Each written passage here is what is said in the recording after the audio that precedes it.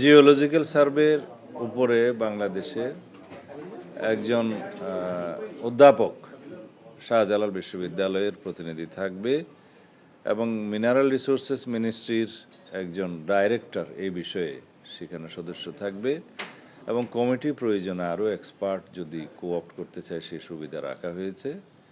তারা বসে ফিজিক্যালি স্পটগুলো দেখে যে নদীগুলো সিলট্রেট হয়ে যাচ্ছে ইন্ডিয়া বাংলাদেশ বর্ডারে, যেখানে ওয়াটার ব্যারিকেড হয়ে যাচ্ছে পাথর এবং বালি জমা হয়ে, সেগুলো পরীক্ষা করবে। আর যে সমস্ত জায়গায় নদী ভাঙ্গনের কারণে আমাদের সীমান্ত পরিবর্তন হয়ে যাচ্ছে সেটা পরীক্ষা করবে। কি পরিমাণে কত গভীরতায় এই পাথরগুলো উত্তোলন করলে পরিবেশ সংরক্ষণ করা হবে, আহরণ করলে সে ব্যাপারে সাজেশন দিবে এবং কোন কোন জায়গায় আমাদের পর্যটন স্পট আছে আর কি, সেই সমস্ত জায়গায় যেমন সাদা পাথরের একটা স্পট আছে, বিছানাকান্দি আছে, ভোলাগঞ্জ আছে, বিভিন্ন জায়গায় আমরা যাতে পর্যটক আকর্ষণ করতে পারি সেটাও তারা এখানে সাজেশন করবে। সেই সমস্ত জায়গায় যাতে আমরা অন্তত একটা শাসনের মধ্যে রাখতে পারি। আইন শৃঙ্খলা বাহিনীর ভূমিকা আছে এখানে, 2 এসপিকেও সেখানে মেম্বার হিসেবে রাখা হয়েছে, যাতে দুর্বৃত্তায়ন না হয় এবং পাথর লুট না হয় সেগুলো তারা সাজেস্ট করবে।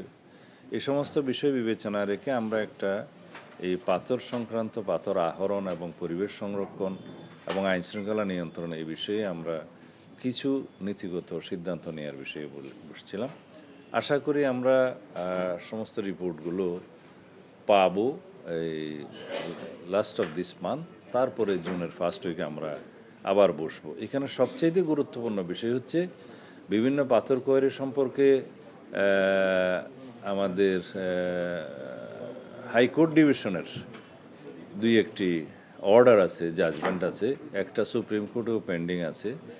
আর অন্যান্য পর্যায়েও যদি কোনো মামলা থাকে সেই বিষয়ে 2 জেলা প্রশাসক সমস্ত মামলাগুলোর বিষয়ে অ্যাটর্নি জেনারেল অফিস থেকে তারা তথ্য সংগ্রহ করবে, আইন মন্ত্রণালয়ের সাথে যোগাযোগ করে এই মামলাগুলো নিষ্পত্তির জন্য ব্যবস্থা নেবে এবং তার অগ্রগতিকে হলে আমাদেরকে পরবর্তী মিটিংয়ে জানাবে। আমরা যাই করব আইন মেনে এবং আদালতের রায়কে মাথায় রেখে সম্মান জানিয়েই আমরা বিধি মোতাবেক করার চেষ্টা